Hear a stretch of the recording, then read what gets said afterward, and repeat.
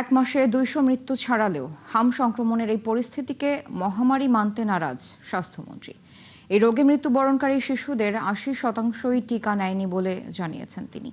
তাই ৬ মাস থেকে ৫ বছর বয়সী সব শিশুকে হাম রুবেলার টিকা নেয়ার তাগিদ দিয়েছেন মন্ত্রী। বাকিটা জানাচ্ছেন মেহেদী হাসান।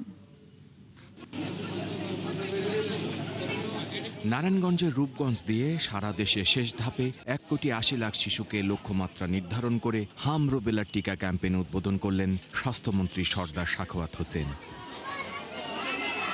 প্রতিদিন সকাল ৮টা থেকে দেশব্যাপী ২,৮২,৫১০টি কেন্দ্রের মাধ্যমে ওয়ার্ড পর্যায়েও হামের টিকাদান কার্যক্রম চলবে। এই কর্মসূচির প্রথম দিনই প্রায় ১১ লাখ শিশুকে হামের টিকা দেওয়ার লক্ষ্যমাত্রা ঠিক করেছে সরকার। ১৫ মার্চ থেকে এক মাসে হাম সন্দেহভাজন মৃত্যু ছাড়িয়েছে ২০০, শনাক্তের সংখ্যা অন্তত ৩৫,০০০। এরপরও হাম পরিস্থিতি মহামারী আকার ধারণ করেনি বলে দাবি স্বাস্থ্যমন্ত্রীর। যারা জরুরি অবস্থা ঘোষণা করতে বলে আমি জানি না কেন বলেছে this is not the time to declare emergency. What for emergency? আপনাদের নারায়ণগঞ্জে একটা রুগী নেই হামের, আপনাদের সিভিল সার্জন আমাকে বলেছে ইমার্জেন্সি দেবো। ইমার্জেন্সি কখন হয় একটা দেশে? যখন টোটাল ল্যান্ড টোটাল পপুলেশন যখন আক্রান্ত হয়ে যায়। করোনার সময় তো ইমার্জেন্সি হয় না, দ্যাট ওয়াজ মোর সিভিয়ার। আর এখন একটা পার্ট আমাদের মিসেজ, অবশ্যই আমি কষ্ট পাই, আমি একজন বাবা যে কিছু বাচ্চা মারা গেছে।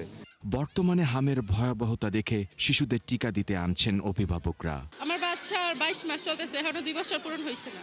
এর আগে কি সে 2 ডোজ নিয়েছে? না, নেওয়া হয়েছে না।